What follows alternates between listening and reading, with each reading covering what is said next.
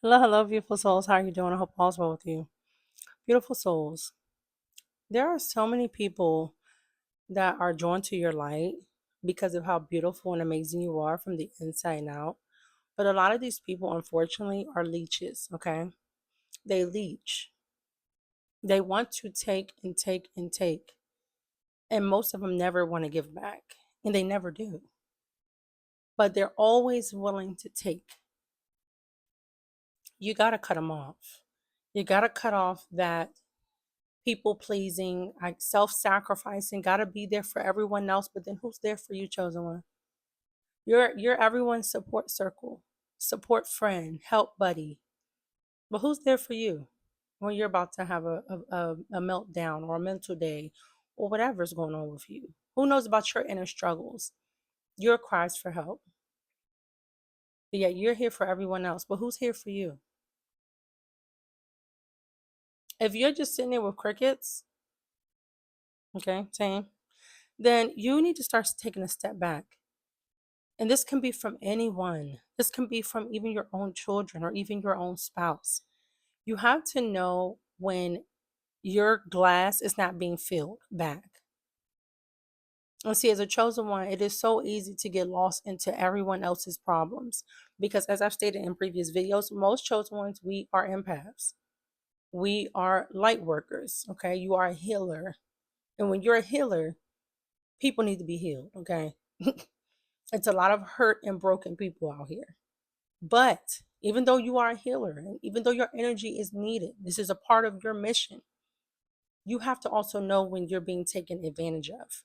You have to know when you're on the brink, when you're on the edge. And sometimes you need a reminder. I'm that reminder for you tonight, okay? Do not let people constantly, and I mean constantly, take advantage of you. Because when it gets to the point where the glass is not even half full, the glass is completely empty, and you're trying to pour from an empty cup. But as I've stated before, who's going to help to fill you back up? I forgot who said this saying, but it was like, no one's coming to save you. And I used to get so offended because, when you're in religion, especially with Christianity, it's like, well, Jesus is going to come and save you. Look, Jesus is not going to come to your bedside every day and say, get up out that bed now. Get out the bed before you rot, before you start having bed sores. Jesus is not going to come to you and say that. You got to get out that bed every day and have motivation. You got to motivate yourself. Jesus is not going to come to you every 2 seconds and say, come on, here's a motivation boost. Here's a motivation boost. No, you have to be your motivation. You have to be your motivation. And you have to be like, you know what? There is a limit. I have boundaries. And I'm going to touch on a video tomorrow about boundaries. But you have to have boundaries, okay? You cannot let people continue to step all over you, take full advantage of you, and you just keep on going. No, you need to pull the plug on these people. Because a person who truly cares about you, they're going to ask you, how are you doing? They're going to ask about your mental health. They're not going to just dump on you. Trauma, trauma, trauma, dump, dump, dump, dump, dump every chance they get, because they figure, well, you're the healer, you're the light worker. You have high spirits, you have high vibration and frequency. So just come take my low vibrational crap. And then it's an energy exchange. Now I'm feeling better, and now you got my crap. And then I'm going to keep doing this to you every week, every weekend, every 2 weeks, whatever. And you're just going to continuously make me feel better while I attempt to bring you down to the ground where I'm at, because misery loves company. Absolutely not. If you need a reminder, like I said, this is that video, because I feel as though I've been in this position so much to the point that I am just like, I don't even want people around me anymore. Because all I'm going to do is hear about the blase blase. All I'm going to do is hear about how things are so horrible and bad. When what is that going to do? Because your thoughts create your reality. Your mind creates your reality. Your thoughts, all of it. The things you say, things you write down. We're the high vibrational people. You might not be a chosen one, but I mean, goodness gracious. You got to have some sort of hope. Chosen ones, for a lot of people, you are their hope. You are their hope. And that's why when it comes to these fake friends, because that's where all this is mainly coming from. When it comes from the fake friends, the family members, narcissists, okay, completely with narcissists. Narcissists is one of the number one, what I want to say, number one examples of how someone can energy drain, okay, and I mean drain and dump on you. But a lot of your so-called friends were doing this to you. I know it. I don't even have to know you, but if you're a true chosen one, you have people that come around to claim they were your friends, but when all they want to do was tell you about their problems and they never care about your life, they don't care about how your life is going, what your goals, what your plans are. And even if they do try to pretend to ask you, they don't really care. They just can't wait for the opportunity to try to just, again, make you their free therapist. You are not your fake friend's therapist. You are not your toxic, dynamic family member's therapist. No, you are who you are and you matter, chosen one. Even if you are equipped to handle all of this pain, even if you are equipped to handle all of the low vibrations, that doesn't mean that should be all that you do every single day. No, you deserve high vibrational interactions, even if they're not often. Because let's face it, chosen one, you're not going to meet your friends.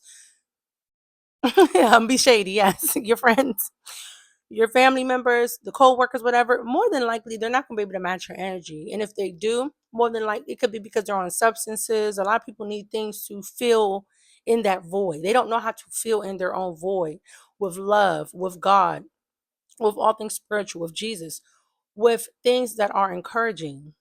They have to go to the world. They have to resort to worldly means, sexual pleasures, all types of things to make them escape their own reality.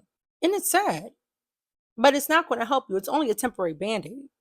So then what they do is they continue to come to you for their dope, for their antidote. Okay. They're sick and they need healing. So they're going to keep coming to you, keep draining you, keep taking from you until you've had enough. And then when you express them, hey, look, maybe when you come around, you don't have to always be a Debbie Downer. You don't have to always be trying to drag me down in the mud with you. You're not going to like that. I'm telling you right now, when you put your foot down finally, you have boundaries with your toxic family members, with your friends, co-workers, those people, they're not going to like it. Because one thing a taker hates is being told that they're a taker. A selfish person hates that they're told that they're selfish. It's like, me? I'm the selfish one? I'm the taker? Yeah, buddy. Yeah, you are. Your feelings hurt? Who cares? Do you care about how you make me feel? Like I said, do you even care about me as a person? Do you even care about my soul? Absolutely not. You don't. Because if you did, if you had any type of decency, you wouldn't want to just always dump on me every time I come around. Like I said, people love to take advantage of you and they're mad when you finally have had enough. Okay? For the chosen ones who have finally reached that point of saying, I've had enough, tell me how it is.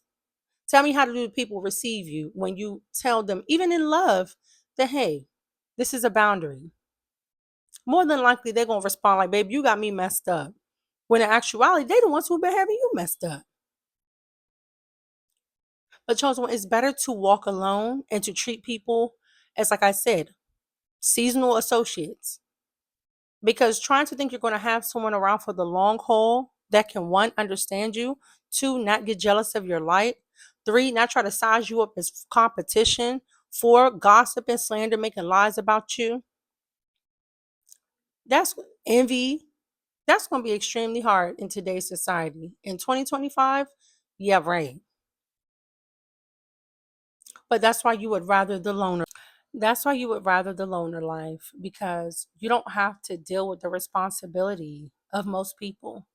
Dealing with people can be extremely exhausting as a chosen one. I'm telling you, even if you're not a chosen one, but definitely as a chosen one. It's like having little, like mini children. That's not your children, and they can range from all different ages. Like I said, some of the main people that want to take advantage of you are the family members and the fake friends. Like I said, your children, for the most part, depending on your age group and depending on what environment your children was raised in, those are the ones that truly love you and care about you. Hopefully, your spouse too, if you've picked correctly.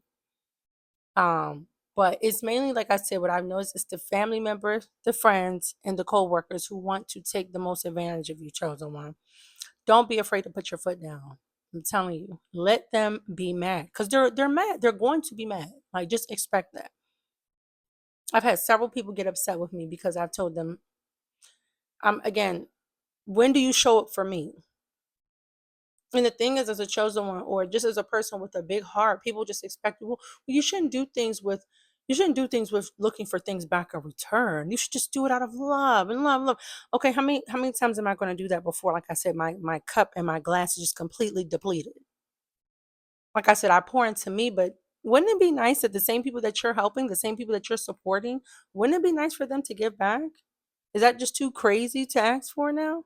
It's just a little bit of reciprocation, a little bit of gratitude, a little bit of consideration. Don't let people make you feel like you're asking for too much or you're doing too much or oh you're fake nice or you don't do things just to expect something back. Yeah, and you shouldn't just take and take either. How about that?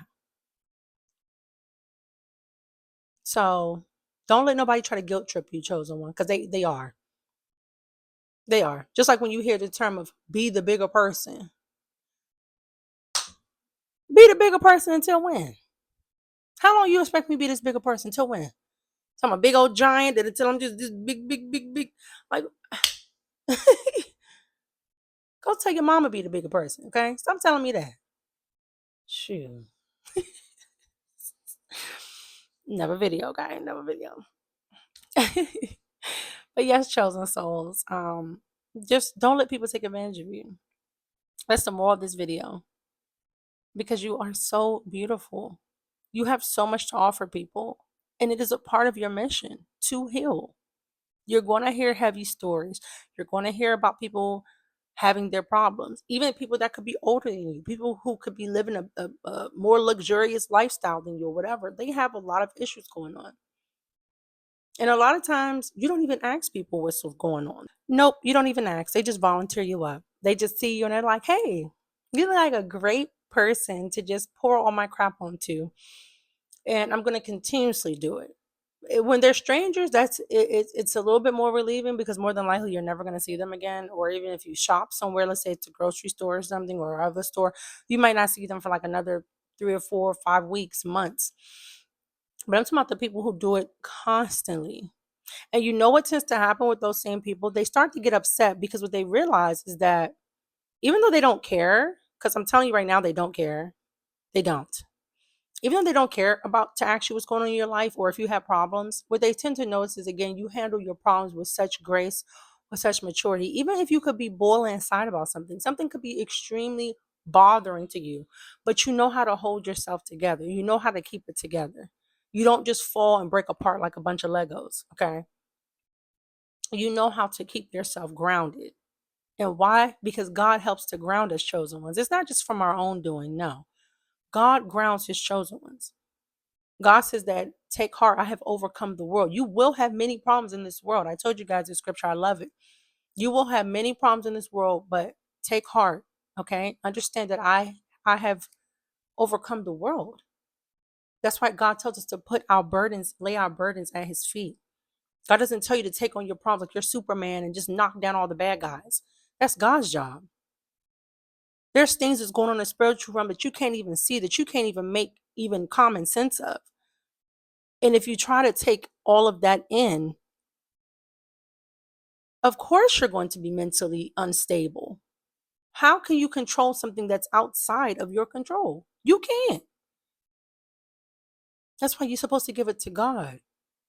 And so, as chosen ones, we've been working on that throughout our life. Because as a chosen one, we used to have meltdowns and stuff too. But now we know we got to go give it to God. Chosen ones, when it starts getting overwhelmed, people start telling you all them stories and you don't know, direct them back to God. God tells you to lay your burdens at his feet, not to lay your burdens at the chosen one feet. People will literally make an idol out of you, chosen one. They will idolize you because they see that they believe you're perfect. They believe you try to display that you're perfect when no, it's just that I know that I don't have control of this. So I'm giving it to God and I'm going to still maintain my inner peace. And a lot of people are jealous and mad about that. That's insane to me. Baby, I'm just doing what God tells me to do. Maybe you should try to do the same. Ain't no reason to be jealous of something where you could be doing the same exact thing. It ain't hard to do. You don't even got to pay nothing. It's free 99 to give your problems to God. You're not supposed to give your problems to man because what man going to do for you? As blessed and anointed as the chosen one is, at the end of the day, baby, at the end of the day, the middle of the day, the beginning of the day, baby, we are not God. Okay, the kingdom of God lives inside of us, but we're not the one true living God. It's only a certain amount we can encourage and do. The big problems is for God. Don't ever get it twisted. So chosen one, let them get mad because they can't take advantage of you and yap your ear off and try to give you their problems. Again, direct them back to source. You are not the problem taker, the solver. You are here to help to heal, but you are not the ultimate healer. That's God. So I'm gonna go ahead and wrap this up, chosen one. Learn to say no more often and have strict boundaries. And when people can't respect that, deuces. If they don't care about you as much, remove your energy. You're not just here just to go around being love, peace, and light, and then nobody gives a dag about you. No. I love you all, okay? I'm so thankful that you're here. I'm so thankful that you made it this far. If no one's told you they're proud of you, I'm telling you, I'm proud of you. I love you all so much. God bless you always, and never forget who you are and who loves you. I'll be right back with another video, okay? I love you so much, but remember, God loves you so much more. I'll see you in the next one.